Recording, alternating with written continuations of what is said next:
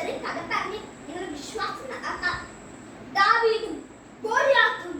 ദാവീദ് ഒരു കൊച്ചു ബാലനായിരുന്നു. ഇസ്രായേൽ എന്ന് പറഞ്ഞ ഒരു ദേശത്ത് അതിൽ 8 സഹോദരന്മാരായിരുന്നു. അവൻ ചെറുതായിരുന്നു. അവൻ അപ്പന്റെ ആടുകൾ മേച്ചാണ് അവൻ ജീവിച്ചിരുന്നത്. അവൻ തമ്പുരു വെട്ടി നല്ലതായിരുന്നു. ആ സമയത്ത് ഇസ്രായേൽക്കാരെ യുദ്ധം ഉണ്ടാക്കാൻ ഫിലിസ്തീൻകാരുണ്ടായിരുന്നു. ഫിലിസ്തീൻകാരെ യുദ്ധം ഉണ്ടായിട്ട് ഗോലിയാത്ത് പറഞ്ഞൊരു വീരനുണ്ടായിരുന്നു. ആൾക്ക് മരം പോലൊരു തടിയും മല പോലെയാണ് ഉയരും. തലയിലൊരു പിച്ച തൊപ്പി ഉണ്ടായിരുന്നു. ഇത് കേട്ടാൽ ആരെങ്കിലും പേടിക്കാതിരിക്കോ? പക്ഷെ ദാവീദിന് പേടി തോന്നിയില്ല. സോളമൻ രാജാവ് പേടിച്ചിട്ടായിരുന്നു ജീവിച്ചിരുന്നത്. വെറുതെ രാജാവ് ഒരു വിളംബരം നൽകി. വലിയവനായ ഗോലിയാത്തിനെ തോൽപ്പിക്കാൻ വല്ലവരുമുണ്ടെങ്കിൽ അവൻ മുന്നോട്ട് വരിക. ഇത് കേട്ട ധീരന്മാർ പോലും പിന്നോട്ട് വലിച്ചു. പക്ഷെ ദാവീദിന് പേടി തോന്നില്ല.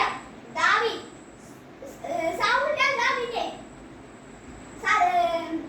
അടുത്തേക്ക് ചെന്ന് പറഞ്ഞു, ഞാൻ ഗോലിയാത്തിനെ തോൽപ്പിക്കാം, അങ്ങനെ തന്നെ അനുഗ്രഹിച്ചാലും.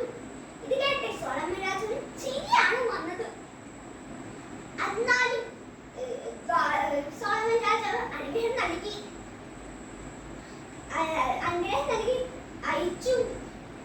ചെറിയവനായ ദാവീദ് കയ്യിൽ ഒരു വടിയും ഒരു തെറ്റാലും 5 കല്ലുകളും എടുത്ത് ഗോലിയാത്തിന് നേരെ പോയി. ഗോലിയാത്ത് കണ്ടപ്പോൾ ഗോലിയാത്ത് പറഞ്ഞു, ഞാൻ ഇതിന് വളർത്തുമ്പോൾ ഇങ്ങോട്ട് വാ, ഞാൻ മാംസം പിച്ചിക്ക് മൃഗങ്ങൾക്ക് തിന്നാൻ കൊടുത്തു.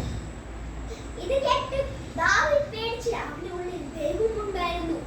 അവൻ പറഞ്ഞു, ഈ ലോകം മുഴുവൻ ഇന്നു മുതൽ അറിയും ഈ ഇസ്രായേൽക്കാർക്ക് ഒരു ദൈവമുണ്ടെന്ന്. ദൈവം നിന്നെ എന്റെ കൈകളിൽ ഏൽപ്പിക്കും. ഇത് കേട്ട ഗോലിയാത്തിന് ദേഷ്യം വന്നു. ഗോലിയാത്ത് ദാവീദിനെ ആക്രമിക്കാൻ ചെന്നു. അപ്പോൾ ദാവീദ് തെറ്റായി ഒരു കല്ല് കൊടുത്തിട്ട് ഗോലിയാത്ത് തലയ്ക്ക് നേരെ എറിഞ്ഞു. ആ കല്ല് ഗോലിയാത്തിന്റെ തലയ്ക്ക് വീണ് ഗോലിയാത്ത് മല പോലെ താഴെ കിടന്നു.